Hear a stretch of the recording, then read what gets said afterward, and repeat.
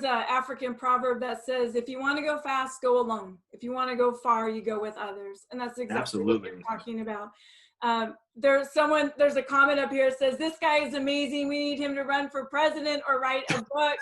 It sounds like you did a 180-degree shift in your leadership style. How did you shift, and how long did it take? When did I shift? The shift probably began, like the big shift, the big shift in my mentality probably began about, I don't know, 6 months before I came out and saw you at Bold. I had a few like of those, you know, those mind-bending moments where you're just sitting there doing an account of what you're doing, what's going on in your life. And I realized that I was hanging on to a lot of anger and a lot of bitterness and a lot of just my crap, my ideas that were just, they weren't important.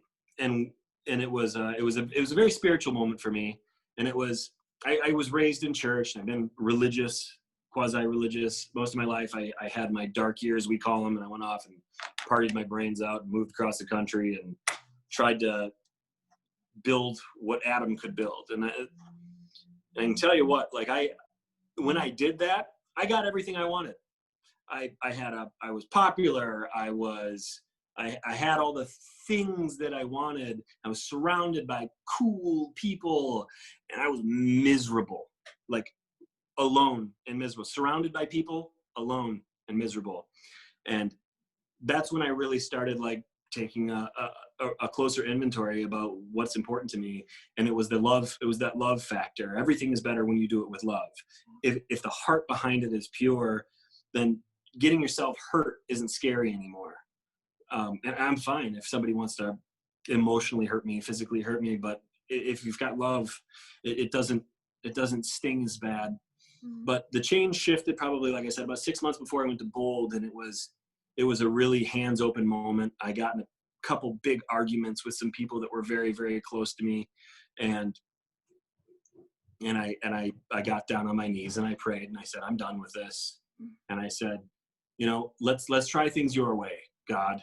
And I let go of a lot of my stuff, and then I started just listening and being a little bit more aware of wisdom where it came. I was focusing and trying to find understanding, knowledge, wisdom, but I had a new set of ears and a new heart that started receiving this stuff completely differently. And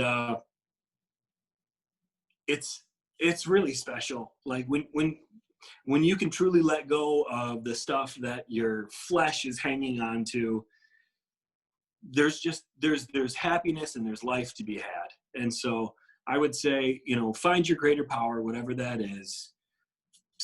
Realize that the universe does not revolve around you, and that you have so much more to give than you'll ever be able to get. And you can make the world a better place by just pour yourself out on the people around you. Pour yourself out on your community, on your family, on strangers. If you've been hesitant, roll down your window at that highway interpass and throw a $5 to the guy panhandling, and do it with a smile. And don't even bother thinking about what he's going to spend it on. You know, help a friend, pick up a couch, whatever you got to do, help a buddy move.